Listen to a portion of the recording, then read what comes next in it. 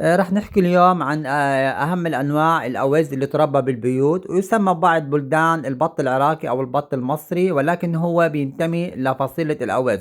طبعا رح نحكي عن مدة الحضانة، موسم التزاوج، كمية البيض بتختلف حسب نوع الأوز.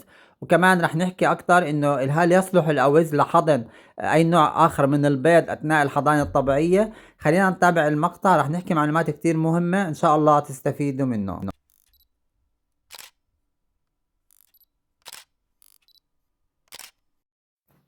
بيختلف الأوز بأنواعه، في كتير أنواع من الأوز، وفي ناس بيطلقوا عليه البط العراقي أو البط المصري.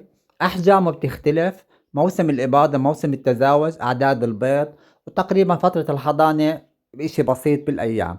خلينا نشرح عن كل هاي الأمور ونحكي كيف كمان إنه الأوز ممكن أنت الأوز تحضن بيض أنواع أخرى من الطيور مثل الدجاج أو الحبش. كل هاي الأمور إن شاء الله رح نفهمها بالمقطع. بس كالعادة ما تنسونا بالاشتراك واللايك، كومنت حلو مثلكم. معكم أنا الصيف، تربية الطيور والحيوانات، كل ما يخص الكائنات الحية وبعد هوايات بننزلها بالقناة. أول شي خلينا نبلش بالأوز الجامبو. الأوز الجامبو بتميز بحجمه الكبير، حجم الذكر والأنثى بكونوا ما شاء الله ضخم حتى من أول إنتاج السنة. يعني بس تكمل الأنثى عمرها سنة أو الذكر بكون حجمه ضخم. وحتى الكتكوت نفسه أو الفرخ الأوز اللي بيطلع من البيضة بكون كمان حجمه ما شاء الله ضخم. هذا النوع من الأوز اسمه الأوز الجامبو. طبعا هو بعود لعدة بلدان وله الأم الأصل، ولكن هو صار يربى في كل الدول العربية.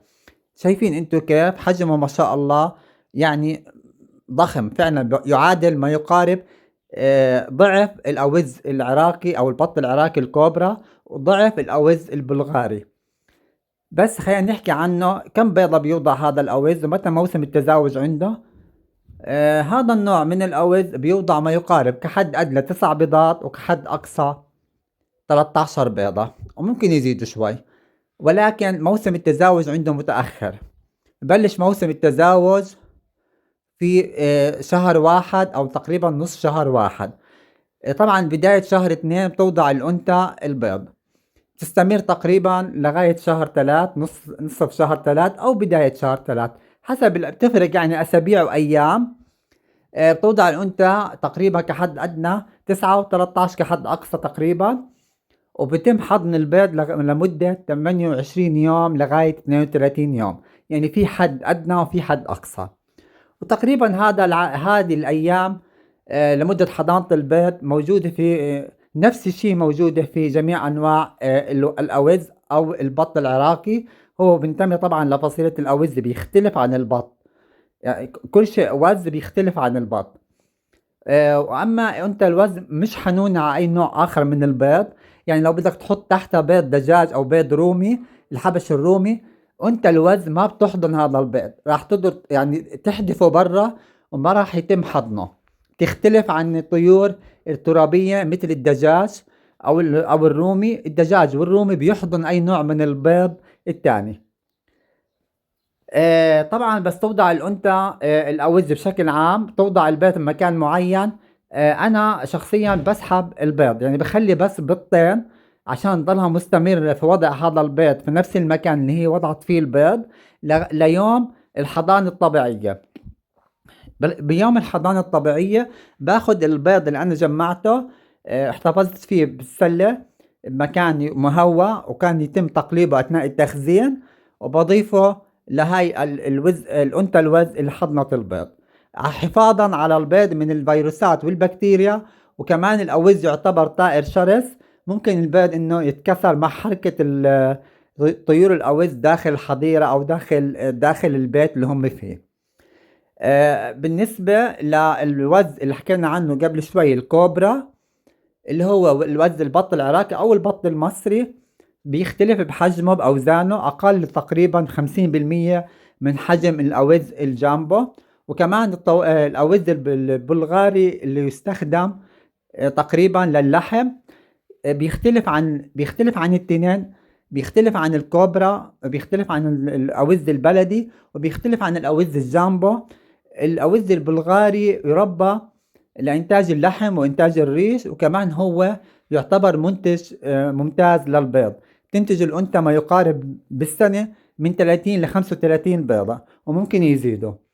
أما الأوز الكوبرا أو البط العراقي تقريبا هو بالنسبة لإنتاج البيض شبيه كتير بالأوز الجامبو، قليل إنتاجه بالبيض وحجمه كمان يعتبر قليل، وهو تقريبا يعتبر طائر بري ومهاجر. كل هاي أنواع الأوز بتعيش على الأعشاب، بتحب الأماكن الرطبة، بتحب الخضار كتير وبتتغدى عليه كمان. وفي بعض منها طيور مهاجرة اللي الموجودة في البر، في الغابات بالمزارع الواسعة، بتهاجر حسب الربيع وحسب الخضار والرطوبة. تقريبا هاي أهم معلومات عن الوز بالنسبة للأحجام وبالنسبة للأنواع. الوز طائر جميل جدا، يستخدم لعدة مراحل بشكل عام، يعني سواء كان جامبو أو كان أي نوع من أنواع الوز، هو ممتاز للحراسة داخل المنزل. الأوز بيحرس المنزل بشكل ممتاز. إذا تعرض لأي خطر، يعني في حيوانات متوحشة بالمزرعة أو بالحظيرة، في لصوص، في أشخاص، راح يعطيك تنبيه جماعي. بيتم تنبيه جماعي من جميع طيور الوز الموجودة بهاي المكان، البيت أو الحظيرة، وتحذير بالصراخ العالي، يعني راح ينبهك إنه في خطر محيط في المكان. هذا هو أفضل شيء اللي بنستفيده من الأوز. طبعا نرجع لموضوع البيض كمان عشان أكون المعلومات كاملة. طبعا حجم البيض بيختلف من انواع وز لاخرى. اكبر حجم بيض بيكون حجم الاوز الجامبو، وببلش تدريجي اقل اللي هي الطيور الصغيرة من الاوز مثل الكوبرا والبلغاري، بيضها بيكون حجمه اقل، او الاوز البلدي او المصري، حتى حجم الطير بيكون اقل. الاوز الجامبو هو اللي بيوضع اكبر حجم من البيض. انا ما راح احكي عن اوزان لانه مش دقيق في الوزن، يعني ما بيختلف حجم البيض الرابعة عن الخامسة عن السادسة، ولكن يعتبر حجمه ممتاز. هذا بالنسبة للبيض. بيختلفوا طبعا موسم الإباضة، بيختلفوا بأعداد البيض. حكيت لكم أهم معلومات عن الأوز.